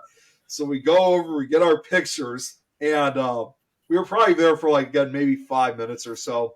And we think, well, we still probably have enough time because there's no way a cop car or anybody's, could have put a ticket on Tom's car right now. We get back to the car, and there's a meter maid already running a car on his car. And that quick? Yeah, wow. He just rushed back to the car, and there she was writing it up. And I just lost it. I was laughing so hard. I think I was laughing for like the next 45 minutes because it was so damn funny. Did he escape? I bet he didn't escape the ticket either, did he? I think he actually did end up paying for the ticket, but as it was so damn funny. Oh, that's cool, Robin. Oh, wow. Oh, check that wow. out. Yeah. On Water Street. On Water Street, you bet your butt. Yep. Deborah knows what I'm talking about then. Those meter maids, or we call them traffic wardens here in the UK, they're all possessed, or every single one of them. They're all demonic. Every single one of them. Yeah, and she had no emotion at all when we saw her. They must breed them from the same mould, mustn't they? They must all come from the same mould. No matter where they are on the planet, they must all be the same mould they come out of. Over here now, though, Dan, have you noticed they don't just give you the ticket and write the ticket, put in the plastic thing, put it on your windshield, but they actually take photographs of your car now. Oh, my God. With the number plate, with their digital cameras. They're taking pictures. And it's like, why? Insane. Wow. They're terrible. Although we've got a nice guy in Hartford, there's like a little Indian fella who he don't give a monkey's where you park, he's not bothered. You know, the funny thing we've got a nice one here. We've got a nice little guy here. Funny thing was, after that whole ordeal, when we were driving, like when we were trying to get out of Milwaukee, we're driving by and we see a police car. And it turns out it's the meter. It was the meter maid again. And I turn to Tom, I'm like, hey, Tom, don't look now, but that meter maid that just parked here, she's right over there.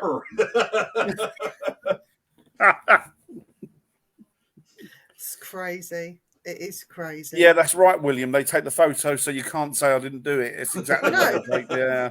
They don't. They take photos just to be arses, basically, because whether they can produce a picture in court or not, it's neither here nor there. They're just a-holes.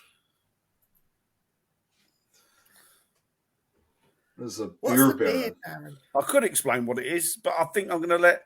Who was it? It was Deborah who said it, wasn't it? Yeah. Yeah. It's somebody who runs like the organisation of beer and illegal stuff, like illegal beer and stuff. Prohibition era. Yeah, exactly. Yeah, gangster, in other words. Yeah. Pretty much the same as the guy that started Kingfisher beer. He started selling it out of the boot of his car, didn't he? He doesn't even drink, does he? No, and he's a multi-millionaire now. And yeah, it's one of the nicest beers you can get. Yeah, he got the beer from India, put it in a nice bottle, stuck a thing on it, Kingfisher beer, sold it out the back of his car, and now he's a multi-millionaire. It's a nice drink, actually, Kingfisher beer. She wasn't. I bet her name was Demona or something. Demona the demon. I bet she was one tough cookie, though. Yeah. I think own a boarding house in them days, you had to be tough. I think you had to be a pretty tough individual. And the meter maid. And the meter maid, yeah. The meter maid. I'm gonna have to show this to Tom so he knows that I told you guys about this story. You should get a T-shirt made up for him. I ain't afraid of no meter maid. Remind me to look that up after the show. Not like Ghostbusters. I ain't afraid of no ghost. I ain't afraid of no meter maid. And a meter maid in the middle. That'd be good. That's what you need. Excuse me. Profiteer. Yeah. So we come right off the subject of demons now, Dad. Good fun, though. I'm just going to say one thing to kind of put in. I've always told everybody, like how I felt throughout all these years since it occurred. I mean, to this day, I am mystified by what happened in that house because I really, truly believe that we were dealing with some kind of entity, definitely not human at least, and truly, I never expected anything like this to occur. No. So, but question is, if someone asks me would I want to experience it again, I'm not entirely sure. I really want to say I don't think I really want to. I mean, truth be told, when you experience something like that, it may most likely in the case just be a once in a lifetime experience, but to go through something like that again, unless we have an actual qualified exorcist or whatever, I don't think I want to deal with that if we're not authorized to do it, because it's more of just basically because again, the entire time that this occurred, not only did I realize that this was a hazardous situation, but it was literally almost becoming a life or death situation. Yeah. Made themselves bad, come in the afterlife, maybe. Are we talking about the meat you made again? Do you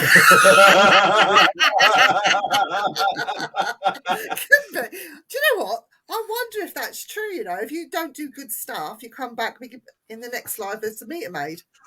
That's true. It could be. It could be. Could be. But I think you will experience something like that again, Nick, at some point. You'll come across it. Somebody will reach out to you that will want help. And, you know, you will. You go, don't you? You don't even think about it. Yeah, I mean, it's like I just recently I'm dealing with another residential case right now, which I have in talks with Jeremy and the Things crew, the actual team, not the network, about an employee that works with me at my grocery store. And they said they not necessarily negative stuff, but they've been dealing with a lot of spiritual activity. They said that what they believe in this case, I think they've managed to identify what it is and again, it sounds like one of those movies in a way, but it is believed that whatever's haunting their house, may actually be the spirit of a former girlfriend of the employee's boyfriend. Right. There's not really too much information that we know again about, you know, who she was, but unfortunately, from what I did hear was that she recently passed away a year ago, and I guess she had like a history of seizures, I think, and at one point she was driving down a highway and she suffered a seizure, and of course she couldn't drive at that point. It caused the car to malfunction, crashed into a tree, killing her instantly. Oh, bless her. Yeah, and she was a young person too. She was only like in her 30s, if I'm correct. Oh God. Yeah, it was. She's still a babe, isn't she? Oh, bless her. I've never seen a picture of what she looks like, but that was back in December of last year. So they apparently she's now been inhabiting their house once, you know, the house of this guy, and we're not entirely sure if the reason why she's still there or causing a lot of activity is if, you know, she's, you know, jealous or, you know, upset that her life ended so early. Or does she know she's passed over? It could have been. Yeah, unfinished business because she didn't get to. I mean, if she's had a fit, excuse me, bless you, if she's had a fit and then crashed the car, maybe she was like obviously not functioning properly. So maybe she's sort of come round and thinking, what's happened here? It could very well likely. I mean, the employee had told me, I mean, she's not asking us really to, you know, get rid of her or anything. They just want to have more or less want to know answers of, you know, why she's still there, you know, what does she want, that kind of thing. So they're not exactly, you know, feeling threatened by her. They just want to basically know what's going on. So it's really, as I would kind of call, more of a checkup investigation than an actual investigation of removing something.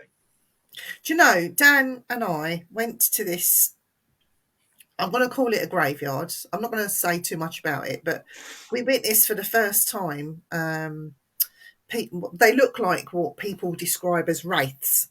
You know, these floaty things without a face, without hands. Right. They were cool. I didn't think that these things existed. I thought they were in people's minds until we come across 4 of them. Oh, cool.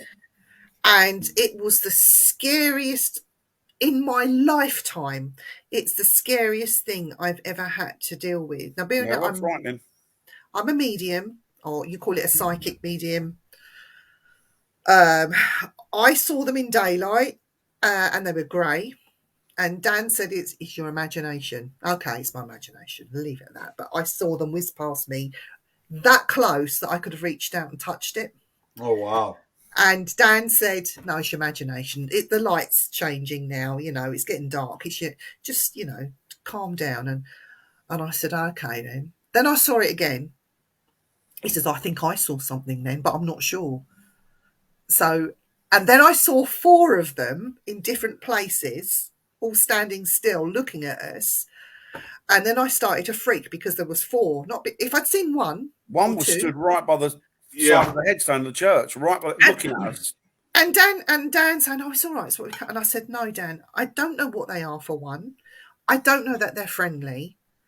He said, "Oh, they're inquisitive. They're looking at it because he saw 2. You saw 2, 3, 3, 3 in the end, yeah." And I saw 4. And I said, Dan, there's too many of them. I said, you don't. I said, you know, if there's 1 or 2 or 3, fine. there's 4 of them. There's 2 of us. There's only 1 of me, and there's only 1 of you. What are we going to do if these things decide to attack us? I said, we're done for. I said, we've got to leave. Oh, no, it's what we come here to see. We investigate. I said, not this person. And I said, it got to the point where we had to go. Because I don't know what they were. I've never seen them before. I've seen stuff written down about them. Oh, yeah, that's made up. But when you come face to face with something like that, it scares the hell out of you. Seeing somebody in that state of possession would scare the hell out of you. Even if you knew what to do, you have this element of, oh, shit, what do I do now? How do I help this person? I said to you, didn't I? I think, don't panic. I said, I think they're wraiths. And then I said to you, didn't I? I think what they are, they're the guardians of the churchyard, the guardians of the cemetery. And I felt all right with them. I felt absolutely fine. I didn't, because you didn't, did you? Yeah. And to this day, I still don't think they're just the guardians of the cemetery. I think the house and the hall has got something to do with them. I think there's more to them than meets the eye, but we don't know. Like, to all intents and purposes, and it sounds mad, but they look like the things out of Harry Potter. What they call them? The Dementors. The Dementors, yeah. They look like that also. They look like the Dementors, yeah. Yeah, they have that wispy black appearance. Yeah, very skinny and thin and just like rags, wasn't it? Yeah. Scary. Now, Rosie said she's seen them too. Yeah. Oh, yeah. God. Did they scare you, Rosie? She also says she thinks they were soul carriers. Yeah, very much like the real life Dementors from Harry Potter. Yeah, it could be. And you're telling them to come and touch you. They're all right. See, the closest thing that I've seen something like that, because remember when I was saying again, involved in this residential investigation that we had, I did see something like that during the time that we had all this bad luck and stuff. Because I said two things. Since 2 things had happened to me. The other issue I was dealing with was that for 2 nights I actually had these bizarre dreams, just terrible dreams. And in the dreams, I could still recall what they were. I would be with somebody who I knew, someone who I trusted, and it would all take place, in a very peaceful and exciting, setting. Then all of a sudden, and it just seemed like it was just a routine where that person would go up in front, and I get this feeling that something's not right. And when I try to, confront this person that I knew, see what's wrong with them in the dream, it's like at that moment, immediately, whoever I was with in that dream had turned from that person into the most hideous, creepiest, most disturbing, and most ugliest looking old hag that I've ever seen. And that hag would then just go on and just beat the... That's me mother. But no, in the dreams, they would just go on and proceed to just beat the living hell out of me. And I don't know what this hag had anything. I mean, I don't know what this hag was, but I still think it was something involving with while we were going through that house. Something was attacking us. I don't know if this was some witch or if this was just the entity taking the form of it, but that was as close as seeing like an entity kind of like that, because it was kind of like a cloaked figure as well, because it wore a cloak. Yeah. Yeah, I'm not. I mean, don't get me wrong. I've been on investigations and I've been in positions where I've been absolutely terrified, but I was all right with them. I felt okay with them. Yeah, but you know what the worst thing is as well. Now, this is a man thing, I think, not just you, Dan. I think it's a man thing in general. He says, "Right, come on, we'll go back to the car." So I went and pack the stuff away, and then he walks off in front of me. I said, "Could you ask back here?" He said, "Oh, go on, you walk in front." I went, "No." I said, we walk side by side, not in front, not in back, side by side, because the one at the back always gets it. The one at the front's always going to get it. What they call. I was on point. I was making sure you were all right. Side by side, and then he was going, "Come on, hurry up!" I'm going, "But Dan, we're walking over over the graves." So as we're walking by, I'm sorry, I'm crossing myself, and I'm telling people I'm sorry for walking on their grave, and I wouldn't let Dan go in front. I would not let him go in front, and I wouldn't let him go behind either. He had to be by my side, because. And then we got to the car, and you're going, close the door, and I went, "They're spirits. I don't think they're worried about doors. I think they can get in." And then I looked in the rearview mirror, and I went, "Don't look now, Viv. There's one behind us." There wasn't. But he sits in the car looking at the gate of the church, like looking out, you know, because we're having safety, having a drink, calming down. And then he spots another one. He spots one. So he jumps out of the car. I see you, I see. And he's run out there. I'm going to shut the car door and lock the door. Just left everything wide open. I think they were all right. I think they were all right. I don't think they were. I'll be on guard next time we go there, Dan, honestly. Perhaps they didn't like you, Viv. They thought I was great. I love Rosie's comments. Spray them with Lysol. Just I don't know. There's a backstory. They were ancient. Whatever they were ancient. They were there's ancient. There's a backstory, and you know the big mansion house halls that you have the lords and ladies living in. Well, this particular lord, when he died, his body was laid in state, and he was buried in the grave in the local churchyard. The hall was about 1,000 years old, wasn't it? Originally, it was about 1,000 years old. But the minute he was buried, his wife had the hall torn down, razed to the ground, gone. Oh, wow. Why? Yeah, Why? Why? Because of them bloody things. I reckon they were in his house to start with and followed him to the church. You see, what happened over here? One minute. What happened over here is that a lot of we've gone over. A lot of pagan sites. We got to stop. The church took them over. Christianity took them over, and what they did is they built on these energy sites. Well, we've got to go. Yeah, we got to go. We can carry this on forever, but thank you very much for everyone in the chat, everyone watching. Thanks, guys. Thank you very much, Robin. I'll try and find you on Facebook, Robin. And we'll speak to you next week. And Take care, everyone. Take care. Stay safe, everybody, and we'll speak to you soon. Tomorrow night. Simply Spooky. Bye. Take it easy, guys. Simply Spooky.